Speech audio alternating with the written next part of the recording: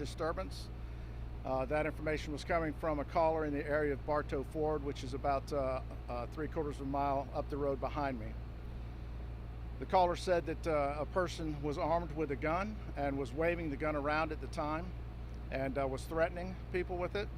So as officers were responding, they got just behind me and encountered an individual that was walking south on the side of 98, down kind of close to the water-filled ditch on the shoulder of the road. And they recognized him as matching the general description of the person that was waving the gun in the area of Bartow Ford. One of our officers stopped his car just beyond that gentleman and got out to confront him.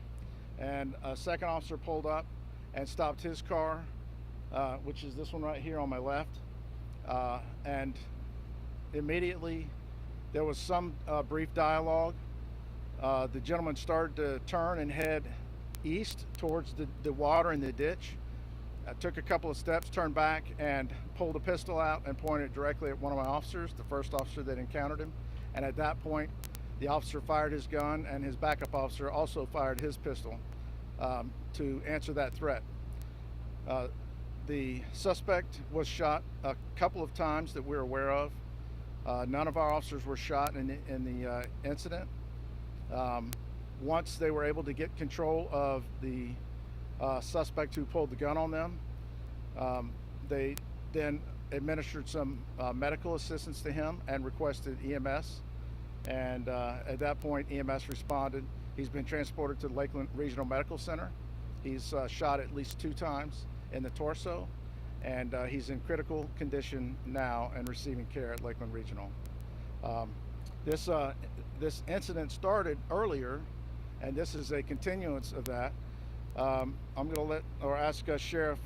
I'm going to ask the sheriff to comment on that as well, but also know that the Polk County Sheriff's Office and Sheriff Judd are in charge of the Officer Involved Daily Incident Task Force, which is the State Attorney's Office multi-agency investigative group that responds to and investigates officer-involved daily incidents in our 3-county area: Polk, Hardy, and Highlands counties. So Sheriff, if you'll cover that, please. Thank you, sir. Thank you, Chief. This is one more example of how law enforcement officers respond to events and have absolutely no idea of the danger they are going to immediately face. This began as a disturbance with a guy armed with a gun. We go to those by the baker's dozen every day in every agency in law enforcement. But this one was different.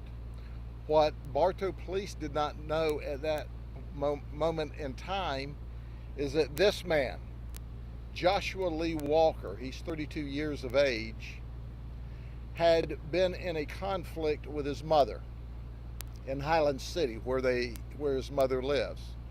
He asked for her car. He said, "I've got to leave. There's outstanding warrants for me." The mother refused to give him the car. He took a 9mm pistol and pointed it to his head. And he said, "Well, I'll do suicide by cop." And then he left the residence. Mom did not call the sheriff's office because she didn't want the conflict. Well, what does this guy do? He immediately goes down to the local liquor store, which is just a couple of blocks from home, where he carjacks a car at 3:44 this afternoon. That's right, a lady sitting in the car, her husband's gone into the liquor store, he pulls his gun out, the lady jumps from the vehicle, the man says, "Hey, take the car, get out of here." He flees south on Highway 98.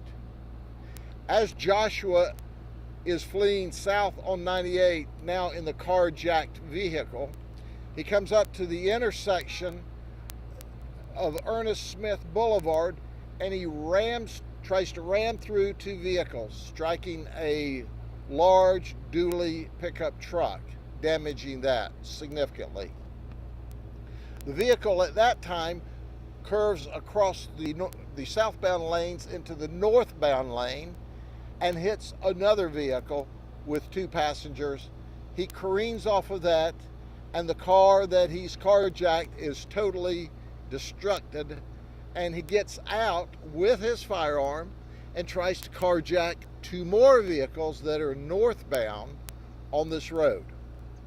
They drive past him. They refuse to stop. At that time, he turns to run south in the northbound lane, and as he's running south, the Bartow Police receive a disturbance call. So they think they're just going to an armed disturbance. At that moment in time, they have no idea that they're going to this very violent, very dangerous man who has threatened suicide by cop, threatened to commit suicide, committed at least 1 carjacking, tried to do 2 more carjackings, rammed innocent people who were just driving down the road or stopped at a traffic light. Well, what Joshua learned is, don't try that in small town. If you do, you'll get shot. You'll get shot a lot. And that's exactly what happened. These Bartow police officers did an absolute magnificent job. They're heroes. They protected themselves. They protected the community. Because this guy who already had outstanding warrants for, let me think, how about possession of a firearm by a convicted felon, failure to appear? How about his criminal history, 30 pages long? How about the fact that he's already been to prison 2 times? He knew he was on his way back to prison, and he wasn't going back to prison. That's what the men and women of law enforcement face every day. People just like this egghead here. So at the end of the day, he learned, you don't try that in small town. You don't try that in Polk County. You don't try that in Bartow, or you're going to get shot, and shot a lot. I'm very grateful and thankful that none of our law enforcement officers were killed or injured. I'm very thankful and grateful that none of the people carjacked were injured.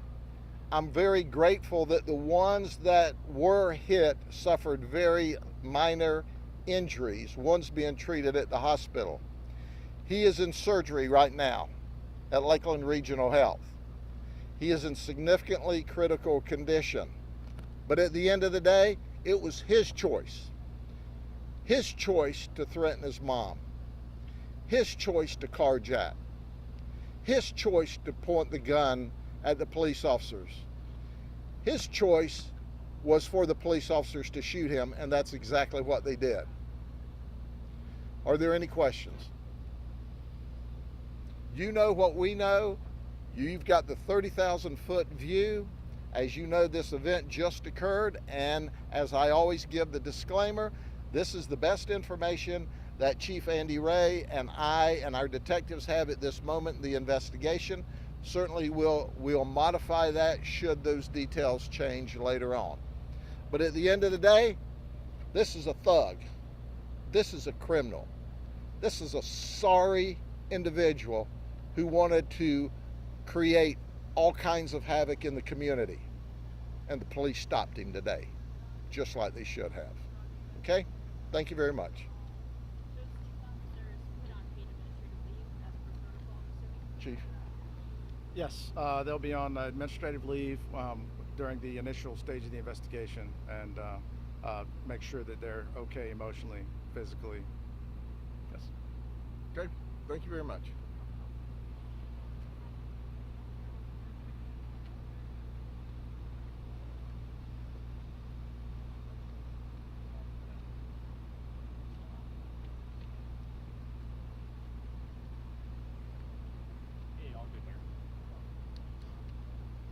Thank you.